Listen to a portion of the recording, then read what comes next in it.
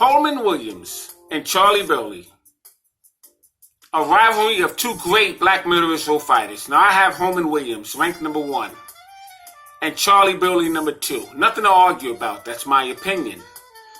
I just happen to love the body of work of Holman Williams.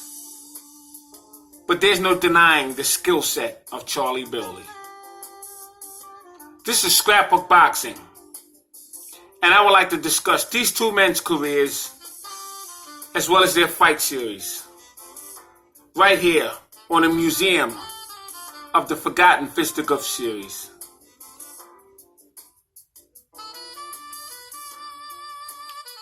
Charlie Burley was born September 6, 1917. Bismarck, Pennsylvania.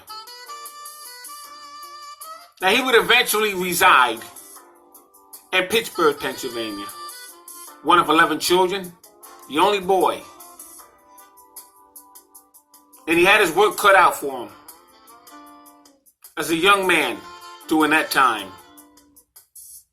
He would unfortunately die October 16, 1992 in Pittsburgh, Pennsylvania. He was 75 years of age at the time of his death. He stood 5 foot 9 inches. And he had a fighting career record of 98 total bouts, 83 wins, 50 knockouts, 12 losses, 2 draws, and 1 no contest. Now Charlie Burley fought from welterweight 1936 to middleweight 1950. He held the colored welterweight championship belt August 22nd, 1938 from Coco Kid. He fought in Pennsylvania, Millville. 15 rounds unanimous decision. Coco Kid was dropped 3 times in that bout. And Charlie Burley was awarded the decision. He held the colored middleweight championship belt August 14th, 1942. You see, Holman Williams scored a 9-round technical knockout at Victoria Arena in New Orleans, Louisiana. And Charlie Burley would lose his title back to Holman Williams. Phenomenal fight between these two young men. Charlie Burley faced and defeated future welterweight Fritzy Zivit 3 times. Future light heavyweight champion Archie Moore. And future heavyweight champion Eddie Charles. Now he lost twice to Eddie Charles in a 5-week span. But it goes to show you the quality of men, the body of work that Charlie Burley would have on his resume. He would fight the future New York Sack middleweight champion Billy Sues. He fought 20-year-old Fritzy Zivit Monday, June 13th, 1938. He would defeat him at Hickory Park. Fought him March 21st, 1938. It was on a Monday night. And he would lose to Fritzy Zivit at the Motor Square Garden in Pittsburgh, Pennsylvania. 10-round decision. Monday, July 17th, 1939. He would face Fritzy Zivit once again at Forbes Field in Pittsburgh. But he would defeat him in 10 rounds. So he would be 2-1 over Fritzy Zivit. Fritzy Zivit would be a fellow Pittsburgh fighter. But Charlie Burley would also face Jimmy Leto. And he would lose to Jimmy Leto. Billy Sues, he would defeat him. Leo Zarita, he would defeat Leo Zarita. Tiger Jackson, defeat him. Baby Kid Chocolate. Little Tiger Aaron Wade fought him several times, and he would defeat him. Jack Chase defeat him 3 times. Holman Williams faced him 7 times. There were split victories. Charlie Doc Williams, he would lose to him.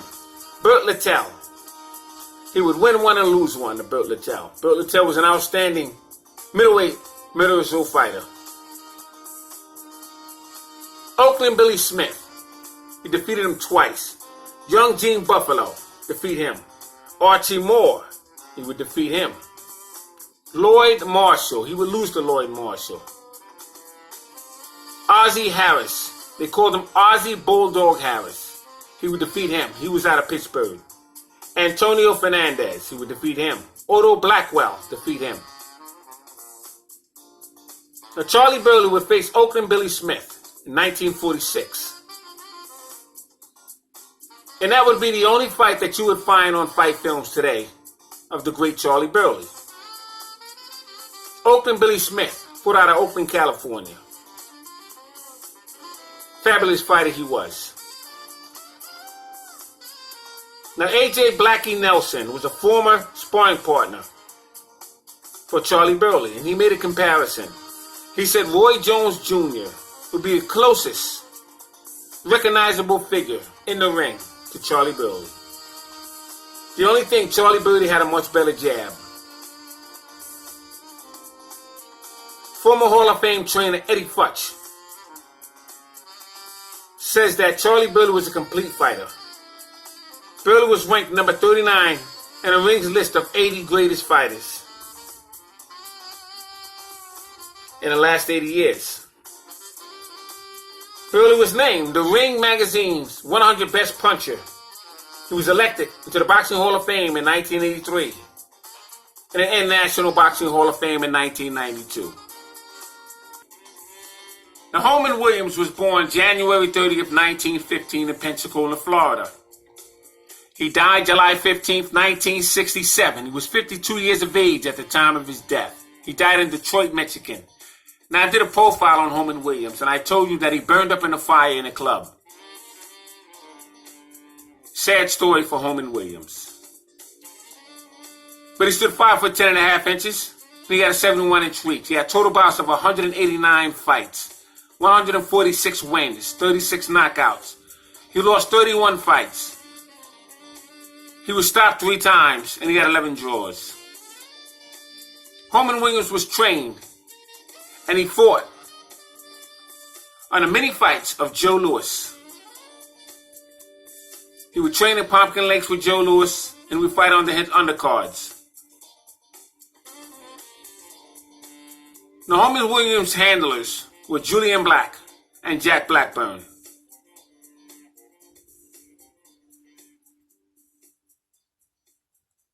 Now, Hall of Famer Eddie Futch was a stablemate of Holman Williams. And he said watching Holman Williams shadowbox would be better than watching most men fight. He was a craftsman in the ring. Holman Williams lost to great fighters, such as Algeria Marcel Sedan, who became a middleweight champion of the world. The Bronx Bull, Jake LaMotta, who defeated Marcel Sedan and became the middleweight champion of the world. He faced Pittsburgh's Charlie Burley 7 times. Madison County, Georgia, Lloyd Marshall, who was an outstanding light heavyweight.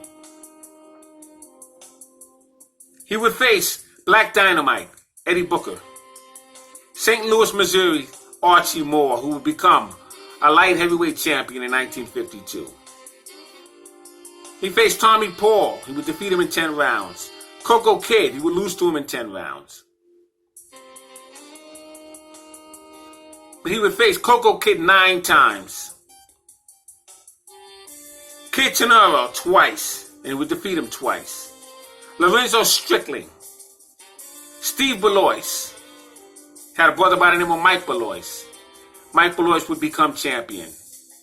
But he would defeat Steve Belois. And he would face Lloyd Marshall. And he would defeat Lloyd Marshall. Holman Williams was some fighter. But the fights with Charlie Burley were a thing to behold. Holman Williams would defeat Charlie Burley in a rematch and reclaim the colored middleweight championship belt. Charlie Burley would take the colored middleweight championship belt away from Holman Williams. But these two men were outstanding dynamite fighters, and I wanted to share their careers with you. But I wanted to do it right here on a museum of the Forgotten Fisticuffs series. I'd like to show you a few opponents. Lloyd Marshall was a phenomenal fighter, and he faced both men. But he fought 5 champions and defeated them all. Of course, they were non-title fights, or those champions were not champions yet. But he was a phenomenal fighter, was Lloyd Marshall. Ernest Cat Robinson. He would be an Archie Moore opponent. Archie Moore would defeat him twice. Ozzie Bulldog Harris would be an opponent of the great Archie Moore. But he would also be an opponent for Holman Williams. And Holman Williams would take care of Ozzie Bulldog Harris. He was also from Pittsburgh, Pennsylvania. The great Archie Moore himself. He would become a light heavyweight champion in 1952. But he would face these dynamic fighters as well. Ezzard Charles, who would become heavyweight champion of the world in 1949. And he would solidify his heavyweight championship belt in 1950 with a 15-round victory over Joe Louis, the Brown Bomber. He would defeat Charlie Burley twice. Ezzard Charles, one of the greatest fighters of all times. The great Coco Kid would be in the ring 9 times with Holman Williams.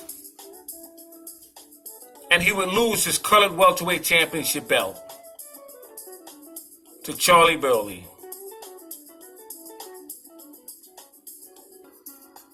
Holman Williams would face an outstanding fighter in Bernie Miller. And he would defeat Bernie Miller. Bernie Miller was a very good fighter.